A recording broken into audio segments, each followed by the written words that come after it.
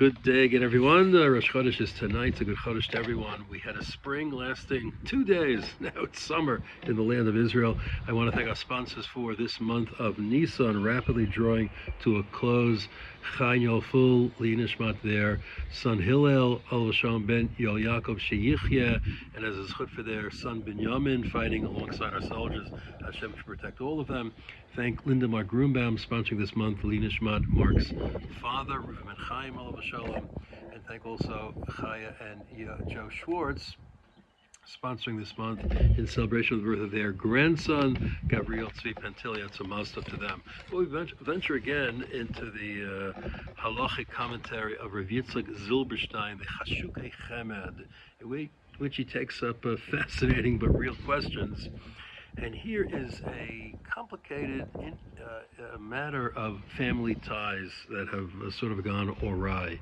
All right, the question is, you have parents who divorced, unfortunately, and the father signed off waiving all his rights to their daughter.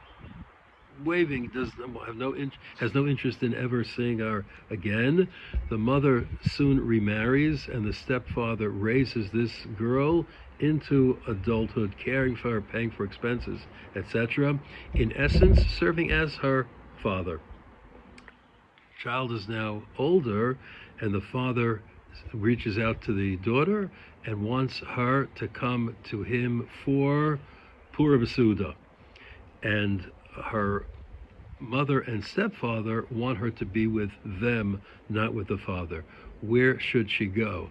So the question ultimately comes down to an understanding of Kibud Av Va'em. You have an obligation to honor your parents. So here's a conflict between your mother and your father, but there's the other issue: what type of kibud is owed to one's stepfather?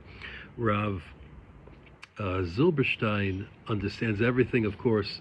You could say it's a personal issue, but it's really ultimately a halachic and a moral issue to which we look to Chazal for guidance.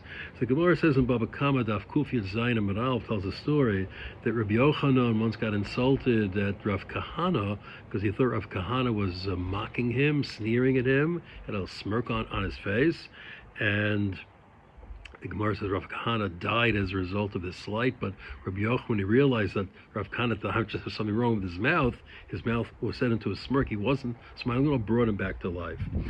Well, the Rashi there quotes a Rishalmi that tells a tale about Rav Kahana.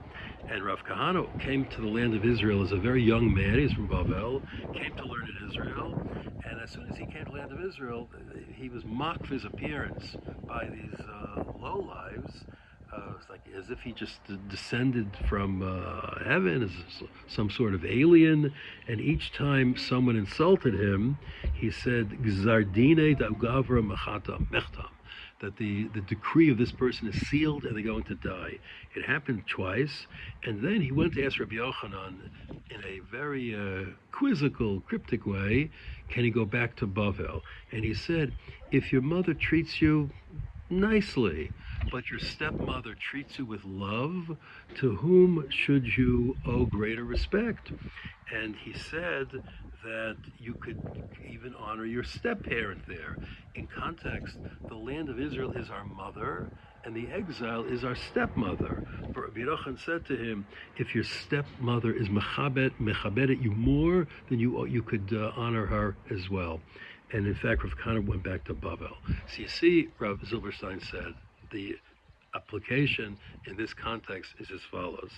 Now she owes honor to her father, and her father wants to respect her as well, but nonetheless, the greater honor is really owed to the stepfather, because he's the one who showed her love all those years, the one who raised her.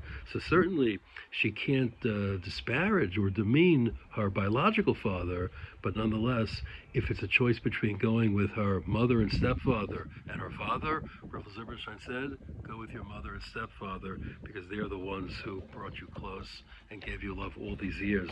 A related question is this: parents, I can't believe these things even happen, but they happen. Their infant was born, and he was born with like a crooked nose and something wrong with his jaw as well. And they said, well, we don't want such a child. And they gave the child up for adoption. And the adopted family loved that child and raised the child, married off the child, gave the child everything he needed. The child becomes an adult, and as happens, the child wants to reach out to his biological parents to see who they are, even though they had waived all their rights and the adoptive parents had signed that the other parent should have no connection with this child. Now he wants to reach out to them. Can he do that, or is it considered an insult to his the parents who raised him? And Rav Zilberstein said no, he's allowed to do it. Rav Chaim Kanievsky had said that there's no reluctance at all to have relations with his biological parents, even though they signed, because their signature applied to the adoptive parents, didn't apply to the child.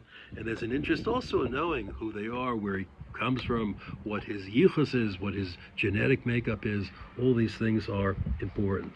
But it has to be done in such a way that it doesn't insult his adoptive parents, because they really are the ones who raised him.